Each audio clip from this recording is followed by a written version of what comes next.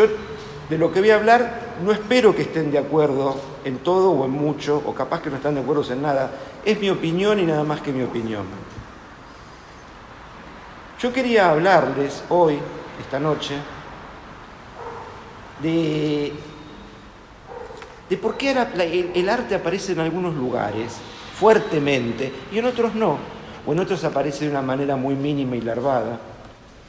Y quería hablarles de lo que yo creo que es un artista, hombre o mujer, y sobre circunstancias muy particulares que tiene este momento en Argentina y lo que conocemos del mundo, o de Occidente en todo caso. Porque de China y de Rusia conocemos, si del otro conocemos poco, de eso ya directamente conocemos nada. O sea que, dicho esto,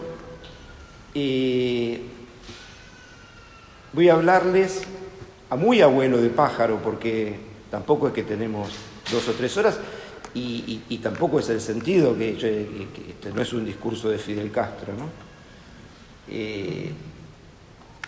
A hablarles sobre esto. Yo, a lo largo del tiempo, pensaba o me intrigaba el por qué de repente hay hitos en el arte, ¿no? Uno dice, bueno, sí, en Holanda en el siglo XVII, XVI, en Flandes, en Italia en el siglo XII, XIII, XIV, XV, el norte de Italia, en Grecia, en Atenas sobre todo, en el siglo V a.C., IV,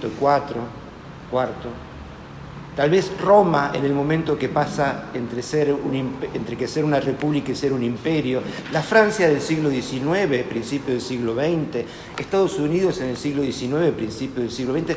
¿Por qué en algunos lugares de repente aparece una eclosión con montonazos de artistas variados y diversos, y no solamente muchas veces en lo que nos importa esta noche, que es el dibujo y la pintura, sino también en otras artes, ¿no? En literatura, en música? ¿Qué es lo que pasa?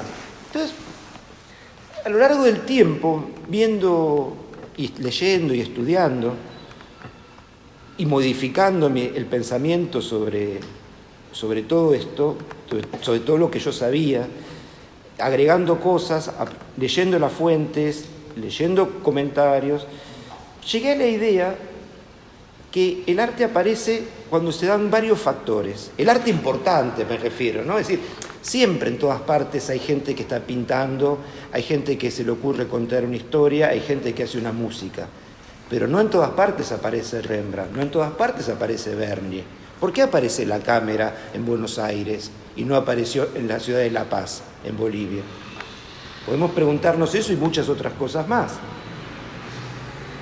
Entonces, me daba cuenta que, tal vez por descarte, encontraba que en sociedades donde había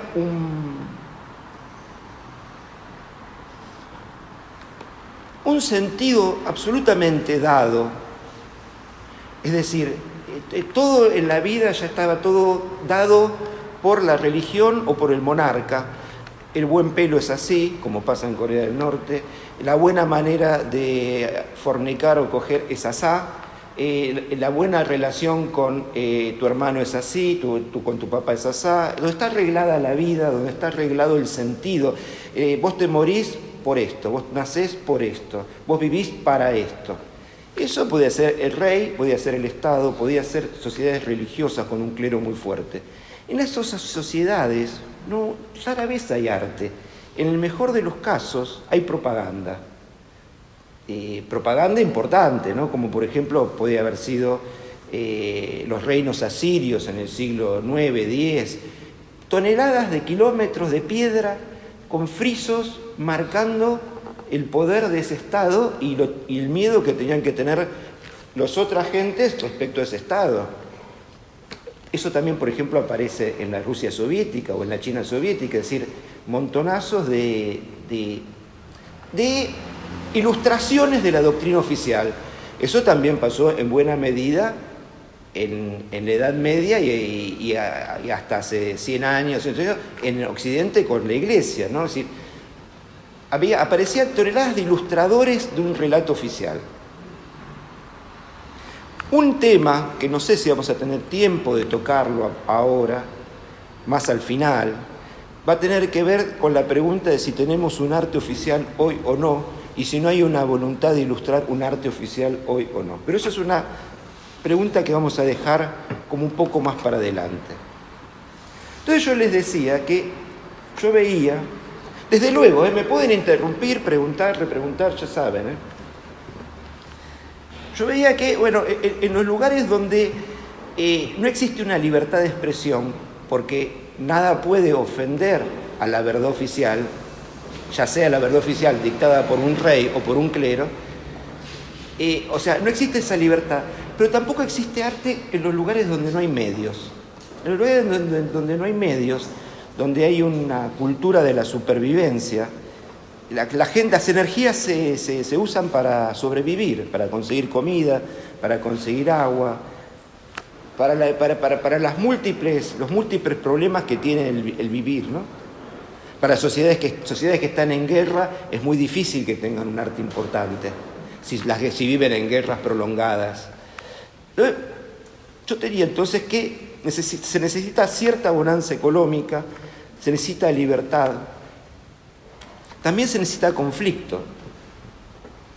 Es decir, una sociedad sin conflicto tal vez no necesite tanto el arte, porque quién sabe que una de las características o del uso real que tiene el arte es la capacidad de procesar conflictos. Pero eso tiene que ver también con que los conflictos se procesan cuando no hay un sentido dado, o sea, se procesan con la necesidad del arte. Cuando hay un sentido dado, ¿por qué se murió mis hijos? Se murieron en una batalla, porque así lo quiso el Dios. Entonces no hay discusión posible. ¿Por qué se murieron mis hijos? Porque así lo quiso la necesidad del Estado. Tampoco hay discusión. Pero ¿qué pasa si uno no tiene eso? Y uno no tiene la necesidad del Estado, no tiene Dios. ¿Y por qué se murieron mis hijos? Y ahí aparece el arte. Para tratar de encontrar el sentido al vivir, a la vida, a la muerte, a la significación del amor, del paso del tiempo.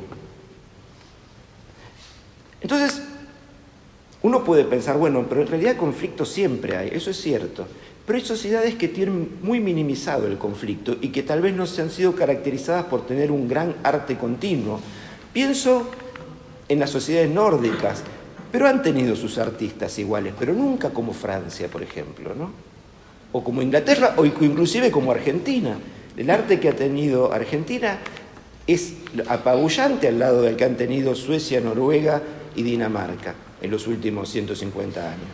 No existe al lado de Argentina eso. Y sin embargo ellos han tenido libertad y bonanza económica. Entonces uno puede pensar, ¿le faltaría conflicto? Es una posibilidad. Y con el tiempo agregué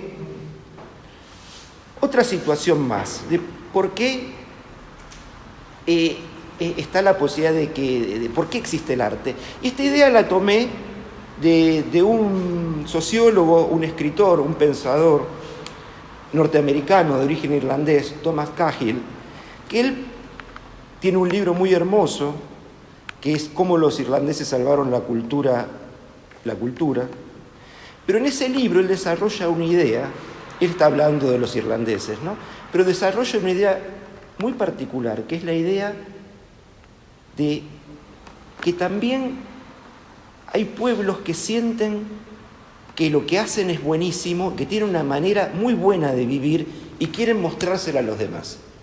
Entonces, cuando uno ve la cultura norteamericana del siglo XIX y del siglo XX, hay una voluntad, ellos sentían que eran los mejores. Cuando uno ve el gran arte francés de fin del siglo XIX, los tipos estaban convencidos que la manera de vivir francesa era la mejor del mundo. Y lo mismo debían pensar los ingleses y lo mismo debían pensar los argentinos que hicieron el gran arte argentino. No, ser argentino es ser buenísimo. Tenemos esto, somos esto. Y lo mismo debían sentir los japoneses que hicieron el gran arte japonés del siglo XIX, por ejemplo. Entonces, todos estos factores, creo yo, confluyen a la idea de que una sociedad tenga un arte importante. ¿Se entiende hasta ahora más o menos lo que digo? En este sentido, ¿qué pasa cuando en Grecia, mira, en Grecia pasó una cosa muy rara. Nosotros, ahora no está de moda estudiar Grecia, estudiar los clásicos. Hace 100 años, quien iba al secundario o iba a la universidad tenía que leer griego y latín, tal vez. Entonces, les decía, se pasó de moda. Mi maestro, Gorriarena, tenía odio por ese tipo de conocimiento. Yo creo que tenía que ver con gente estúpida que le había querido transmitir de manera estúpida eso en la Escuela de Bellas Artes. O sea, le había querido transmitir una cosa que era maravillosa de una manera imbécil y estúpida. Eso hace que uno odie hasta las mejores cosas, ¿no? Yo todavía sigo pasando en la obra completa de Borges el poema Ajedrez, porque la tipa que lo enseñó en el secundario era un imbécil. Entonces no puedo, estoy negado a ese poema. Pero así como le pasaba a mi maestro, a mucha gente también le pasa.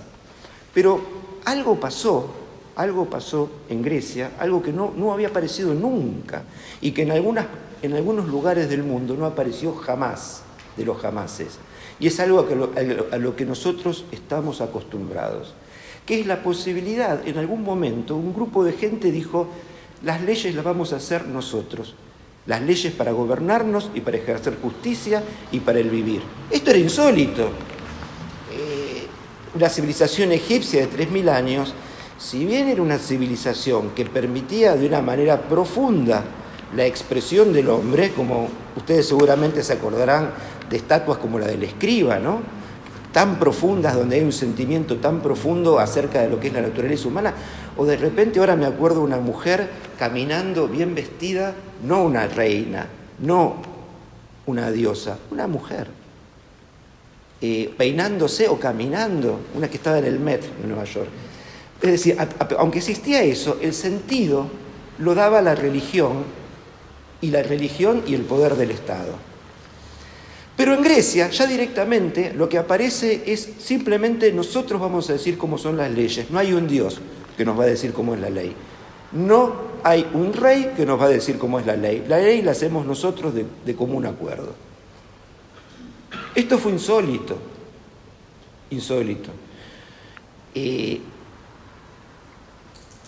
Lo que aparece en el arte de Grecia, lo que nos queda, que básicamente son pinturas hechas en cerámica que han resistido de una manera perfecta el paso del tiempo, es absolutamente maravilloso.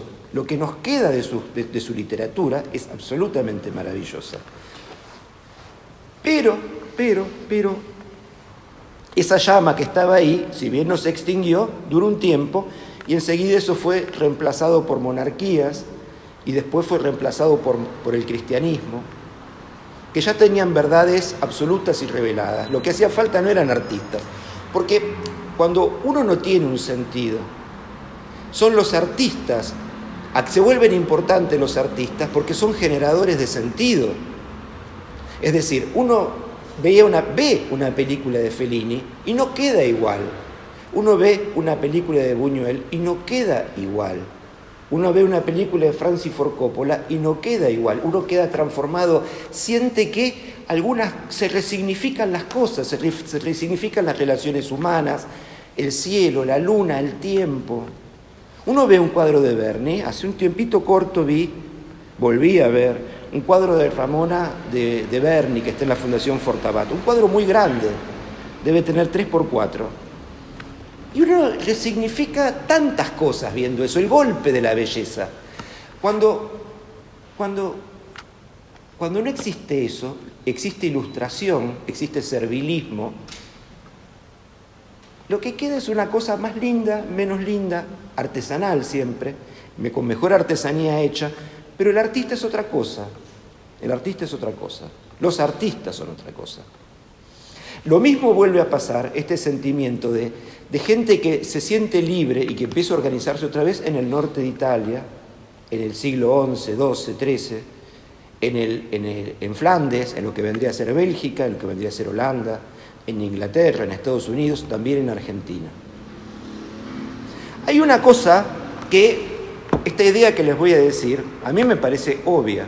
Sin embargo, es una idea que yo sé que es absolutamente resistida y hasta seguramente van a pensar más de uno que lo que estoy diciendo es una imbecilidad, una estupidez.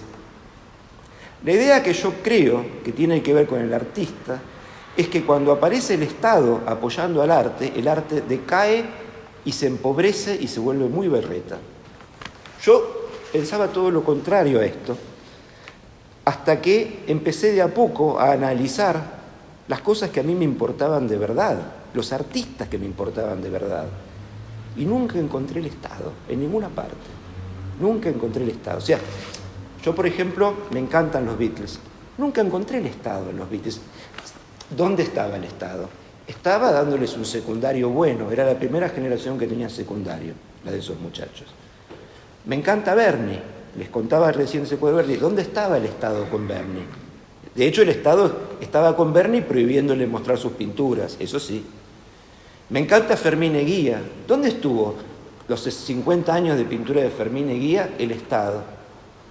Fermín Eguía tomando sus copas de vino, fumando sus cigarros, haciendo sus acuarelas, jamás recibió un dinero del Estado. Pienso en... Hay un arte popular que todavía no nos damos cuenta lo enorme que fue la historieta. El siglo XX produjo un montón de historieta de excelente nivel, de excelentísimo nivel. En Francia, en Estados Unidos, en Argentina, en España, en Italia. Nunca estuvo el Estado atrás de eso, jamás de los jamases. Yo escucho habitualmente los abuelos de la nada. ¿Dónde estuvo el Estado con los abuelos de la nada? No estuvo. ¿Pero dónde estaba con Rembrandt? Tampoco estuvo. ¿Dónde estaba con Figari? Tampoco estuvo. Y con Matisse y con Picasso tampoco estuvo. Entonces, me doy cuenta que cuando aparece el Estado, siempre son transacciones que se pide algo. Y lo que se pide es apoyarnos doctrinariamente. Hay distintos tipos de Estados, distintos tipos de intereses, lo cual está bien. Pero hay un punto donde los artistas sacrifican la libertad y al sacrificar esa libertad pierde fuerza la obra, pierde potencia. Porque el problema es que las sociedades cambian, se transforman de todo tipo de maneras, porque la gente se transforma, porque los intereses son distintos, porque las generaciones nuevas quieren diferenciarse de las más viejas, porque aparecen nuevos sentidos, porque el comercio trajo y el intercambio trajo ideas de partes remotas que nunca las habíamos usado y las estamos usando. Y el arte, los artistas son gente preocupada por encontrar nuevos sentidos, como le decía. Y los órdenes establecidos, en general, son, por más que lo disfracen, son órdenes conservadores. Y del orden conservador nunca uno lo puede esperar la potencia de un arte poderoso, jamás. Lo que pasa es que muchas veces cuando vemos el arte para atrás, cuando una revolución fue muy poderosa, no nos damos cuenta del poder que tuvo, porque se impuso con tan fuerza que ya nos parece natural. Entonces vemos, por ejemplo, un cuadro de Vermeer. Sí, qué realista que es. Era brutalmente revolucionario pintar como Vermeer en esa época. Era un acento y una afirmación del mundo material, que ya se separaba brutalmente del mundo del más allá, que había sido el milenio cristiano. Ahora uno ve los zapatos de Van Gogh. Sí, unos zapatones que pintó. Era imposible poner un objeto como esos en una pintura y elevarlo a la categoría de algo digno de ser pintado. Entonces, dicho todo esto, sí, por favor. Te hago una consulta. Entonces, ¿de qué vive el artista? Digo, cuando no tenés Baja un pelín. Cuando no tenés el Estado, cuando el privado no está acostumbrado a la... Y te puedo contar cómo han vivido enormes cantidades de artistas, de su arte. Así se ha vivido. Es decir, y no tiene que ver con haber nacido rico, ni de lejos. La historia, estas son otras cosas que yo modifiqué a medida que fui estudiando y aprendiendo. El Giotto cuidaba ovejas. Alguien lo vio dibujar una vez con un carbón en una piedra. Y le dijo, pibe, fue a ver a la familia, este chico está cuidando ovejas y dibuja muy bien, que se venga a aprender a dibujar. Y como esos, muchísimos. Lo que pasa es que cuando la pregunta tuya es buenísima, ¿eh? Cuando uno acepta su destino de artista, hombre o mujer, sea uno acepta su destino de artista, lo importante pasa a ser el generar ese arte. Así uno tenga que comer aire. Yo me acuerdo, he vivido 6, 7 años comiendo aire, pero no me daba cuenta que comía aire. Estaba pintando, dibujando con lo que tenía. No me daba cuenta que vivía en la escasez total. La preocupación no iba por ahí. Ahora bien, me ha tocado a lo largo del tiempo dar charlas como la que estoy dando acá, que Eugenio me invitó, en distintas partes del país. Y cuando le decís a la gente que el mejor camino para que te vaya bien es aprender a pintar mucho, aprender a dibujar mucho, romperte la espalda, romperte las rodillas, la gente dice, no, lo que pasa es que no estoy en Buenos Aires. No, porque no es un cuadro bueno. Eso no importa. Hay un hecho muy raro, pero que seguramente todos los que están acá lo han atestiguado. Imagínate una persona que hizo su primer cuatrimestre del CBC en medicina. Primer cuatrimestre del CBC. Y te dice, no, porque yo quiero operar ya. Va al hospital y yo hice mi cuatrimestre y quiero operar de la cabeza, señor. Perdón, no, acá te hace falta que usted sepa mucho. Yo ya hice el cuatrimestre y me autopercibo capacitado de usar un bisturí láser, señor. Lo sacan carpiendo. Pero lo mismo le pasaría a alguien que hizo lo mismo en ingeniería. Lo mismo le pasaría a alguien que tiene que trabajar de cualquier cosa con un programa en la computadora. Sin embargo, en la pintura hay una falsa idea de que es todo fácil, le pones onda y pintamos bien. Y lo importante es ser verdadero. Sos verdadero con buena onda y te va re bien. Tenés que saber venderte. Eso lo habrás escuchado alguna vez, ¿verdad? Pues es el camino ideal para... es decir, es el sentido de un artista. Eso, es el sentido de un artista. A ver cómo puede venderlo, ¿para qué? Yo veo lo que quiere la mayor parte de la gente. Me asombra, veo publicidad, me asombra, veo los deseos que tiene la gente, me asombra. ¿Vas a gastar tu energía en cambiar tu auto? Ese es el sentido de la vida. Te rompiste el culo laburando 4 autos y junté el dinero para pasar a un modelo 2017, ya estoy cerca del 0. Es un delirio, pero el deber del artista es hacer una obra de arte que signifique que el sentido de la vida no puede ser ese, que estás gastando una cosa increíblemente buenísima en una boludez. No te estoy contestando del todo. Vos decías, ¿qué tiene que hacer el artista? La preocupación del artista es crear una obra lo suficientemente buenísima como para que la gente se encuentre a sí misma ahí. Pero para llegar a eso, lo que tenés que hacer es hacer una obra lo suficientemente buenísima como para que vos te encuentres ahí. No sé si se entiende. Estábamos, antes de la pregunta, que fue muy interesante, estábamos en un punto en el cual, hablábamos de lo que es un artista, ¿no? Que es una persona que encuentra sentido o que resignifica las cosas. Al resignificar las cosas, muchas veces los artistas se vuelven molestos para los órdenes establecidos. Yo creo que estamos viviendo en una época de una enorme chatura de libertad, ¿no? En este momento. Es decir, hay un montón de cosas que sí se pueden decir, que son cosas que no importan ya mucho. Yo puedo decir, el presidente es un pavote, y el presidente de la gestión anterior es un pavote doble, y la anterior es triple, y no me pasa nada. Pero hay una cantidad de verdades, entre comillas, establecidas contra los que no se puede ir, y las que no voy a nombrar, porque si lo ponemos en YouTube, este video va a ser censurado. Entonces, a grandes rasgos, les traté de plantear por qué en algunas sociedades aparece arte. Traté de explicar qué es un artista. Un artista vendría a ser como un catalizador de algo que tiene la sociedad.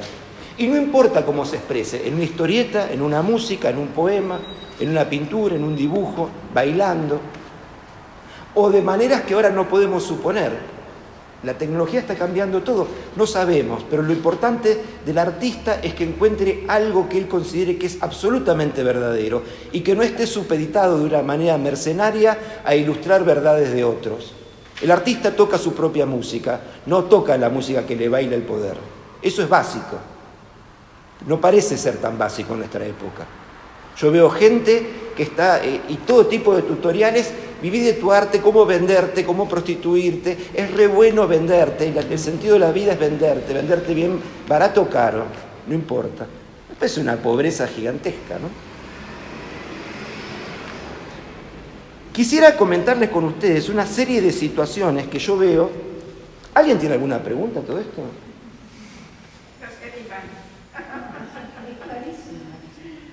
¿Y usted quiere animarse? No, me encanta lo que decís, así que no tengo que animarme a nada por ahora. No, tal cual. Yo anoté, que no las anoté para esta charla, las anoté para mí y las pasé con letra buena para esta charla, para poder leerlas fácilmente, no con mi letra de anotación. Cosas raras que he visto en este último tiempo. Eugenio, ¿alguna pregunta? No por ahora. Hace cosas que son, es decir, estamos viviendo una época de mucha transformación y hace muy poquito me llamó una persona, estudiante de artes, que quería escribir una tesis sobre mi pintura porque tenía que recibirse, qué sé yo. Bueno, le digo, venía a verme tal día. Me llama antes y me dice, no puedo tal día. Bueno, voy a ir otro. Perfecto, vení. Y me llama el día anterior y dice, mire, te tengo que suspender, no voy a poder, en ese momento estoy muy ocupada, adiós. Yo me imaginaba, cuando yo aprendía, el respeto, pero era un respeto con mucho afecto también con mis maestros, ¿no? Esta situación me pareció muy extraña, muy extraña. Hace también muy poco, me llaman de la UBA, quieren hacer una nota para una revista de la UBA, perfecto. Viene una persona, empiezo a hablar lo que estoy hablando acá, y yo noto que esta persona se pone de mal humor, corporalmente está desagradada, ¿no? Bufa, se retuerce. Bueno, termino la entrevista, no me llamaron, yo al tiempito llamo a la persona que me había contactado. Me dice, mira, sí, ya sé, es raro, voy a tratar de decir, ¿qué pasa? ¿Qué pasó? Me dice, mira, lo que pasó es que la persona nos entregó una desgrabación por la mitad, llena de anotaciones a los costados, de enojo y desagrado con lo que vos decías. Esto es la Universidad de Buenos Aires. Es decir, no hay posibilidad de discusión, no hay posibilidad de pensamiento lógico, no hay posibilidad de que haya distintos puntos de vista. Lo que hay es una visión unificadora y si no te gusta, te callás. Y si no, te vas. Y si no te puedes ir ni vayas, vas pronto irás a la cárcel. Y si no te gusta, te cortaremos la cabeza. Acá no hay frío como en Siberia para mandarte. También me pasó, hace relativamente poco, gente que organiza eventos de caridad en esta época de tanta escasez y que convoca artistas, algunos notoriamente más importantes que yo. Yo soy un pintor, pero algunos son importantes. Y que de repente te piden que uno vaya y te insisten y uno termina yendo y de repente arman como centro de sus cosas la persona que organiza todo ese evento para conseguir fondos para situaciones dramáticas como son el hambre, la miseria y la pobreza. Con su cosa central hace un catálogo de lo que se va a subastar para eso con una porquería hecha por sí misma. ¿No es insólito? Me pasó hace 2 años, en la esquina de mi taller, veo salir una chica con un cuadro. Un cuadro raro, lo veo, un cuadro de 1 metro por 1 metro. Era como un paisaje de Van Gogh, a lo bestia, con un cielo estrellado, con forma así, y con la Torre Eiffel. Una porquería atómica, ¿no? Dije, bueno, hay de todo en la viña del Señor, ¿no? Estoy cruzo la calle Cabrera y veo que vienen en sentido contrario 2 chicas, cada una con otro de estos. Claro, y el mismo coso de Van Gogh. El mismo profesor. A la cuarta le pregunto, perdón, ¿qué es esto? No, vamos a un lugar que hacemos pinturas con cerveza.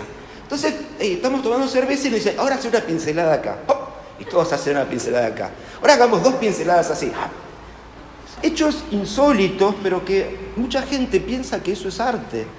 También es cierto que mucha gente, me ha pasado, piensa que ir a un tipo McDonald's es ir a alta cocina.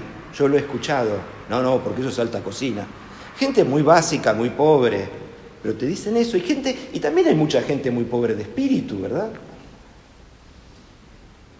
Y después está toda la gente que te plantea, no ha pintado un cuadro y que están desesperados por vender un cuadro. A mí me parece insólito esto. Esto no es un tema privativo de las artes plásticas. Hace poco escuchaba una entrevista a Humberto Maturana, el gran biólogo chileno, y él decía que él sentía que las generaciones nuevas a las que él enseñaba eran completamente distintas, que él cuando estudiaba estaba preocupado por la biología, por la vida, por el sentido del desarrollo de la vida, pero que los pibes estaban preocupados en cómo iban a hacer carrera, dónde se podían ubicar, dónde ponían un paper. Algo ha cambiado para mal. Estamos en una situación rarísima. Yo lo que veo como panorama general, no estoy hablando de la gente que está haciendo esta muestra, es una voluntad de agradar, es una voluntad de servilismo, es una voluntad de mendigar una moneda. Si uno quiere dinero, hay tantas profesiones en las cuales uno puede ganar dinero, más fácil o menos fácil, pero si uno quiere ser artista, tiene que jugarse a ser artista. Porque cualquier recompensa que te da el arte es mayor que el dinero. Pero a lo lejos, la prueba está en el hacerlo. Se responde solo. Yo siento que les estoy dando una cháchara. Pregunten un poco ustedes. Por favor. ¿Qué importancia tiene, digamos, la formación? ¿No? La formación técnica, académica, el estudio de todas las distintas géneros, tendencias, modas, hablemos de turismo, expresionismo. Yo lo que pienso, hay una cosa que es esta, Ahora estamos demasiado encima de nuestra época, con lo cual yo no voy a usar ejemplos de los últimos 25 o 30 años porque estamos muy encima. Y es posible, como pasaba en 1940, que salvo 1 o 2, el resto no quedó nadie. Y en 1900 lo que era el arte conocido, no quedó nadie. Capaz Puy de Chavannes, el único que quedó. Todo el resto eran artistas no conocidos en su momento. Con lo cual vamos a hablar aquello ya de lo que el tiempo lo dejó en pie. De los artistas que de lo que el tiempo los dejó en pie, tenemos ejemplos de todo tipo. Tenemos ejemplos de aquellos que tuvieron formaciones muy académicas. ¿Qué significa una formación académica? Significa que estuviste entre 5 y 10 años dibujando, aprendiendo a dibujar, con modelo, con paisaje, con objetos, entendiendo los viejos maestros. Es un caso de eso ha sido también Matisse, que Matisse conocía a la perfección los llamaban los grandes artistas, los antiguos maestros. Había gente más anárquica, como por ejemplo Cézanne. Cézanne era una personalidad anárquica, pero se la pasó estudiando los artistas. Y tenemos un caso conmovedor, que es Van Gogh, donde él escribía cómo era rechazado y lo que quería aprender. Entonces nos damos cuenta, era un caso extremo, pero que estaba desde las 6 de la mañana hasta las 12 de la noche dibujando y pintando, probando, estudiando, mirando. La emoción frente a la ronda nocturna de Van Gogh. El estudio de los grandes artistas, el estar pensando y entendiéndolos. A mí me da un poco de vergüenza ajena hablar con colegas de mi edad, más jóvenes y más viejos también, que no conocen cosas básicas. Yo no digo que tengamos que tener el conocimiento que tenían en el Renacimiento, porque cada ciencia se expandió muchísimo. Entonces, lo que había que saber de geología hace 400 años no es lo mismo que lo que se puede saber ahora. Lo que se sabe ahora de geología te lleva toda una vida. Pero no puede haber una ignorancia tan grande. Esto igual no pasa solamente en la pintura. Le pasa a los biólogos, le pasa a los matemáticos. Sufrimos una época de mucho empobrecimiento, también de muchas disciplinas que exceden la propia, lo cual genera todo tipo de ignorancias, porque el conocimiento de la naturaleza te ayuda a pintar un paisaje, el conocimiento de la naturaleza te ayuda a pintar un árbol, te ayuda a entenderlo, te ayuda a conocerlo no desde lo visual solamente, sino en un sentido más amplio y profundo.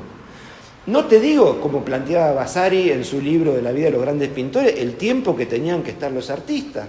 Claro, tenían 21 años y empezaban a trabajar en el gremio como pintores. Pero habían empezado a los 10, a los 11 dejaban la casa. Y entraban como aprendices a dibujar todo el día, a limpiar los pinceles. Todo el día el maestro les daba la comida y un lugar mínimo para dormir y a trabajar todo el día. Entonces, sabías dibujar de punta a punta. Hay en un cuento muy hermoso, la obra maestra desconocida de Balzac, seguramente lo han leído algunos de ustedes, hay un cuento que hay dos pintores, está Porbus y el otro pintor, Granhofer, se llama Haushofer, que son pintores, Haushofer más importante que Porbus, y llega un muchacho, que es Poussin, que se da cuenta y ellos se dan cuenta que, dice, pero sos pintor, sí, le ponen un papel y le dan una sanguina. Entonces hay una pintura, el tipo agarra, bueno, ahora podemos hablar, puedes estar acá y hablas con nosotros. Es decir, no es que sos un profano, estás acá tocando de oído, no. Es decir, eso no existe ya. Eso no existe ya, pero también ha pasado con todo. Antes, fabricar un jamón te llevaba mucho tiempo. Ahora, dame 15 minutos, te saco un jamón nuevo. ¿Alguien quería decir algo? No.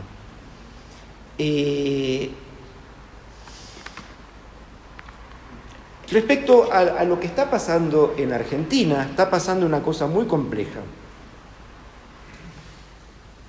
que es que Argentina no tiene un mango. No tiene un mango y aquellos que generalmente tenían dinero para el arte lo sacaron hace 10 años del país. Y el Estado en este momento no tiene un mango, con lo cual es un problema grave.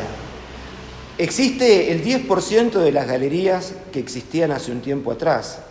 O sea, existen muchísimo menos concursos.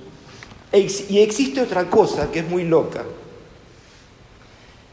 que tiene que ver no con Argentina, sino con Occidente.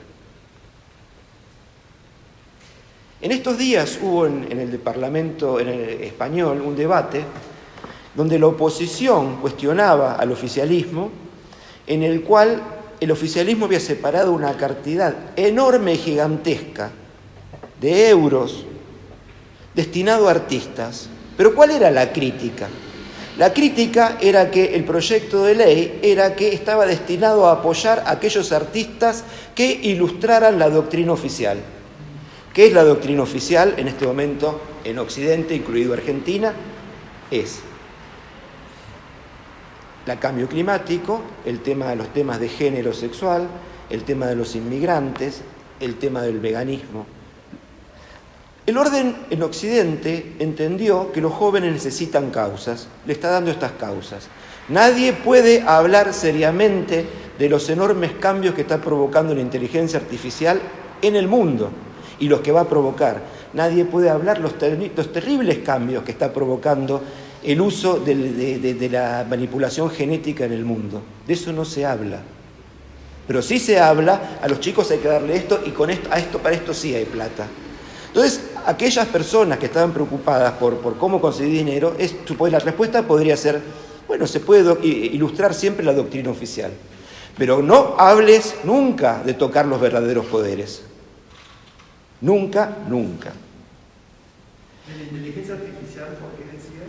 Y porque hay una posibilidad enorme de que todo se desbande, es decir, ¿por qué los tipos que son pesos pesados hace ya muchos años están diciendo esto se nos puede ir de las manos con mucha facilidad?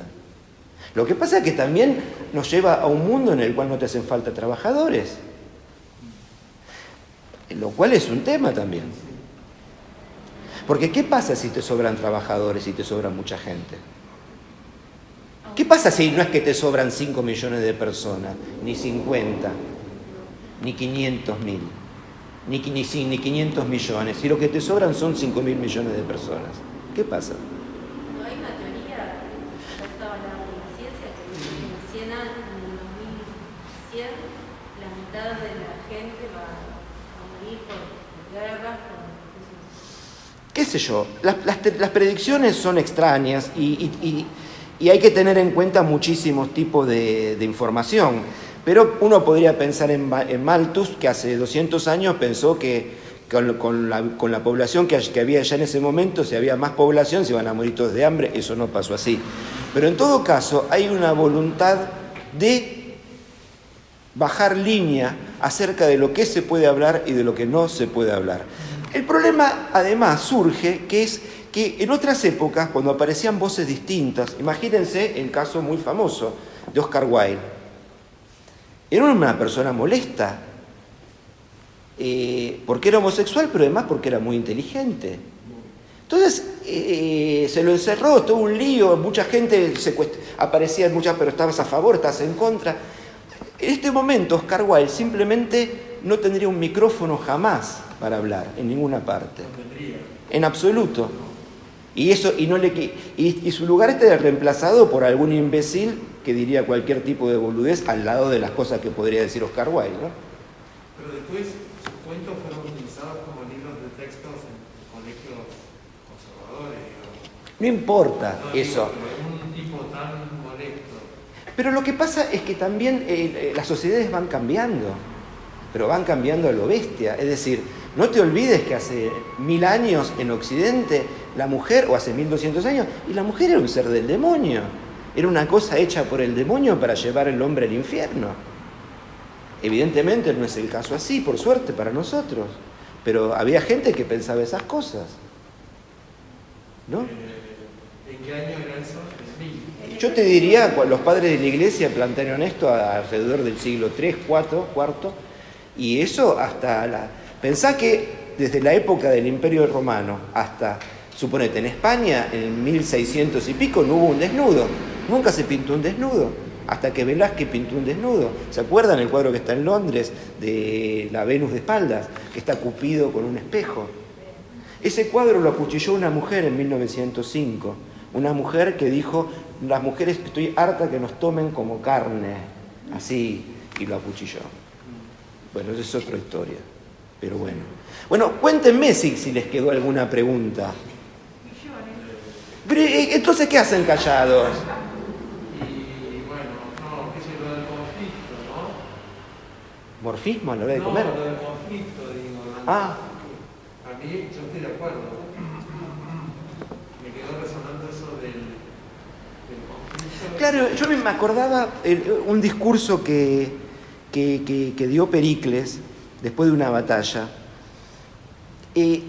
Cuando uno es muy fuerte una sociedad religiosa y el hijo murió por Dios, Dios sabrá por qué lo llevó.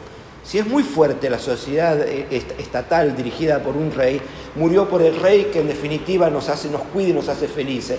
Pero si no tenés rey, no tenés una religión total, y tenés que encontrarle un sentido a eso. Ahí los artistas se vuelven importantes. Ahí la tragedia se volvió importante en canalizar y en entender y en procesar la emoción de la gente. Y en el mundo en que vivimos nosotros ahora, ¿Sí? Y yo te digo... No hay un rey, digamos, no hay un rey, sí hay verdades dogmáticas que no se puede ser. Hay temas que no se puede hablar, ¿te parece que es un momento presente fructífero para el desarrollo del arte? Vos sabés que yo no lo sé. Hay un punto donde yo pienso que sí, porque yo pienso en Estados Unidos, pienso en Europa. Argentina está justo muy pobre en este momento, y es una coyuntura, pero yo supongo que vamos a mejorar, pero a mí me cuesta pensar que con los medios que tienen los países desarrollados, con el cierto grado de libertad que tienen, con conflicto que evidentemente tienen, y que ellos sienten, y los norteamericanos siguen pensando a veces que son los mejores, y los ingleses también, y los franceses también. Y los persas también. Lo que pasa es que los persas tienen una historia milenaria atrás, pero viven en una sociedad teocrática. Eso los complica mucho, los complica muchísimo. No sabemos de Rusia. En Rusia es muy fuerte el Estado, entonces, pero no sabemos.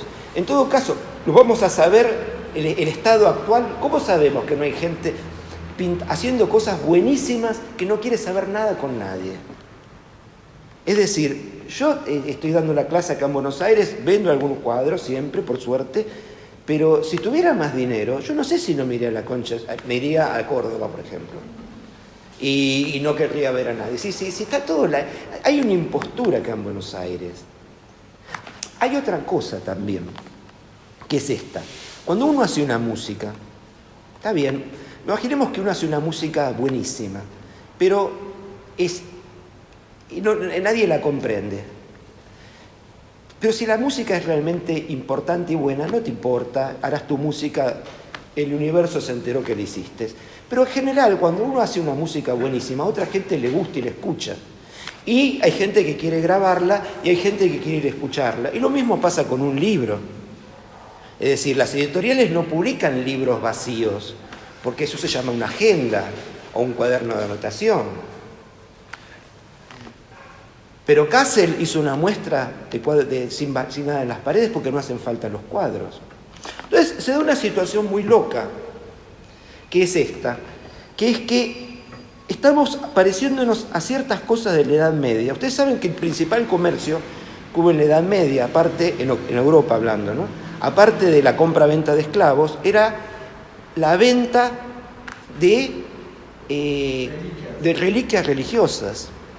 Ahora bien, vos tenías un huesito quemado y decías, es un pedazo de la costilla de San Pedro. Pero tenías quien te ponga el sello y se transformaba en un pedazo de oro. Y eso es un huesito quemado. Tengo un pedacito de la piel del prepucio de Cristo. Te pones el sello y es un dinerito. Se calcula que se podría hacer un bosque con todos los cachitos de madera que tienen las iglesias con pedazos de la verdadera cruz. Estamos viviendo eso, solamente que eso se llama arte moderno. Entonces haces cualquier cosa que además se puede hacer en serie. Un artista no hace 200 cuadros por mes. Un artista no hace 5.000 obras anuales. Eso no lo hace un artista. Los artistas nunca hicieron eso. Eso lo hace alguien que hace falta que le pongan un sello. El sello se llama MoMA, el sello se llama Guggenheim de Bilbao. Hay distintos sellos que eran el Vaticano en la antigüedad que nos dan la fe. La fe de nada, de aire, porque en definitiva ese cachito de piel era un pedacito de piel de conejo, no era capaz el prepucio de Cristo, o un pedazo del cuero cabelludo de Santa Úrsula. No, era un sello. La gente compra sellos. Las sociedades que tienen verdades establecidas compran sellos, viven de palabras. Los artistas viven de hechos, viven de la realidad. Esa es la diferencia básica que hay entre artistas y no artistas. Porque la realidad es infinitamente más compleja que las palabras. Ya está, ya hablé hoy. Si ahora quieren hacer alguna pregunta, con gusto lo contesto. Pero ya no hablo más. Hablé un rato, ¿no? No.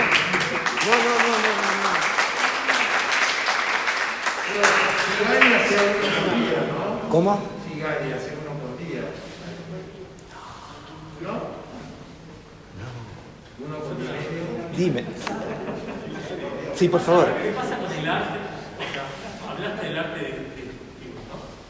Cuando el Estado toma ese arte destructivo para aplacarlo y lo incorpora a la sociedad y de alguna manera deja de ser destructivo. Es que lo que pasa, lo que en un momento puede ser... Artistas, ¿no? Digo, o sea, a Lennon él hacía permitió que lo mataran. Pero para que se callara la boca porque no lo podían parar de ninguna manera. Lo que pasa es que es un tema interesante que estás planteando, porque yo creo que en esa época, vamos a dar como por cierta esa idea, la que decís vos, pero imagínate que no sea cierta, porque yo creo que apunta a la misma idea de lo que voy a decir, porque yo creo que no hace falta, es más económico pensar que no sea cierta esa idea.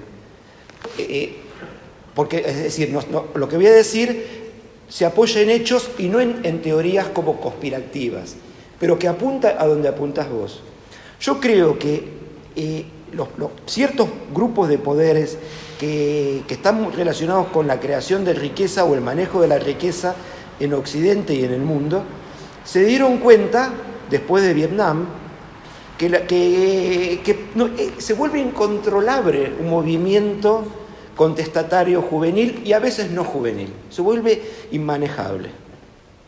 En ese sentido, yo creo que no hizo falta matar a Lennon. Honestamente, yo creo que lo mató un loco, pero era lo mismo que lo hubieran matado. Es decir, ya habían actuado las fuerzas que no iban a permitir nunca más eso. Entonces, ¿qué se empezó a generar? Una generación de artistas que, entre comillas, aparecían disruptivos. No es lo mismo Madonna que Lennon. Uno podría decir, bueno, Michael Jackson en su última actuación puso en el escenario un tanque de guerra diciendo hay que parar la guerra. Y después se murió. Una cosa rara. En ese sentido yo te acompaño en lo que decís vos. Yo creo que actualmente no le llama la atención que hasta hace 20, 25, 30 años atrás uno no podía con las manos con los grandes grupos que había, que creaban sentido respecto de Police, Queen, de Zeppelin, más atrás los Stones, los Beatles, cantidad de solistas. ¿Y ahora qué hay? ¿Qué tenemos ahora? Una cantidad de gente que dice, coge con tu amigo, coge con tu amiga, no pasa nada, está todo bien, folla todo el día. Interesante que el poder de arriba baje, falopiate, garcha mucho. El amor no es importante. ¿Por qué no es?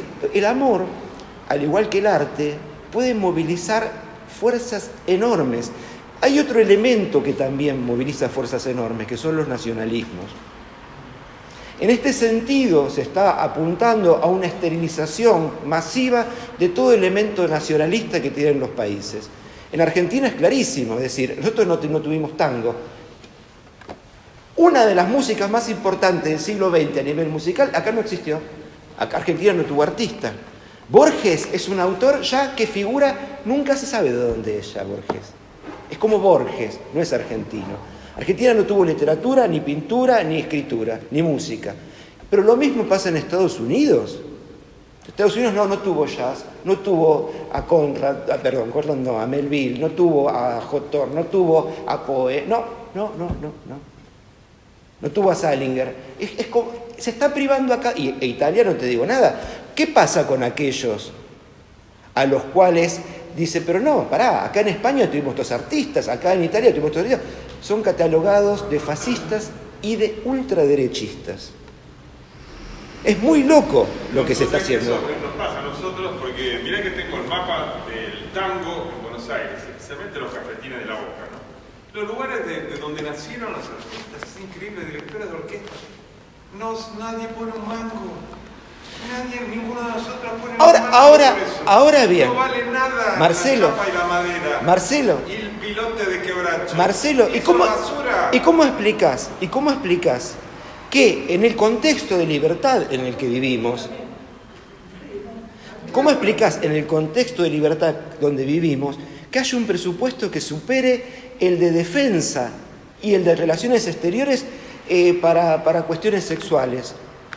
Yo, honestamente, que tengo hijos que tienen 21, 30 años y que conozco un montón de gente, la gente vive su sexualidad más o menos como le gusta. No es el tema central. Pero tampoco le ponemos tiempo, no le ponemos vida a esos lugares. Tal cual. Al final, la moneda es una cosa de cambio, ¿no? No, pero suponete que vos de repente aparece un dinero para vos y para 3 personas más. Hiciste referencia. Sí. No hablamos de la bohemia porque, la bohemia es la juventud, ¿no? El momento de la vida, que supone que uno es más creativo también, que busca cosas que no sabe que busca, ¿no? Y por eso en tu charla te referiste más al final al oficio de los artistas, el artista. Cuando empezaste con el arte, como algo más abstracto, generalizado de la humanidad. Entonces ahí la pregunta, una sociedad urbana que básicamente es herencia de la era victoriana, vivimos en ciudades victorianas. Estamos limpios, nos bañamos todos los días, comemos bien y tenemos que ver cómo el mercado nos insertamos con nuestra fuerza de trabajo y nuestras expectativas, que ahora ni siquiera hay que salir a la calle, ¿no? Entonces, en ese ámbito, donde las paredes nos encierran, obviamente nos cuidan, ¿dónde está lo disruptivo del arte? ¿Dónde está la bohemia de otra época? Digamos... La creación, sí, pero lo que... comparte, Está bien, pero pensemos también que la bohemia es característica de determinado momento. Claro. Es decir, no, qué sé yo, a Leonardo le encantaba juntarse con sus amigotes pintores, comían, charlaban, pero no es que tenían una vida de bohemia, porque también había una vida de oficio, de trabajo, y no había luz artificial, te tenías que acostar temprano, levantarte temprano, porque, en fin, la vida era otra, ¿no? Digamos que la bohemia también aparece cuando hay una separación entre los artistas y la burguesía. Aparece fuertemente en ese contexto, es decir, yo ya no tengo que pintarte más retratos ni pintar tus batallas. Me declaro que voy a declarar, yo como artista... Victorica, ¿no? ¿Sí? La oveja negra de la familia. ¿Sí? ¿No? Ahí, general Benjamín Victorica. Y el hijo, chácate a la boca, a pintar, todo eso. Sí, gran pintor. Claro, por eso lo mencionamos. Tal cual, tal cual. Ahí está la casa demolida con todas las pinturas adentro, 1,5 metros de tierra tenés para excavar ahí. Espectacular, ¿no? No, sí, tal cual. No, pero tal cual. Marcelo me dice esto porque sabe que soy sensible al excavar. Bueno, él sabe que yo me ganaba la vida como en Chacarita, era saqueador de tumbas. Y eso es un oficio respetable. A veces uno encontraba un diente de oro, te hacías el mes. Pero bueno, pero eso Marcelo sabe eso nomás, que me gusta a mí la arqueología. ¿Vos sabés lo que es encontrar un broche de corbata con diamantes? Decís, me voy un mes a Miami y te lo gastás. Pero bueno, ¿quedó alguna pregunta? Que cerramos, no me falta el martillo, pero golpearía, ¿eh? Claro, ahí está. No por el veredicto, sino por la subasta. Totalmente, se termina la charla. Bueno, queridos, les agradezco enormemente la atención que tuvieron de escucharme. Sentí que había silencio, sentí que había una atención de escucha. Les agradezco enormemente. Que tengan buenas noches.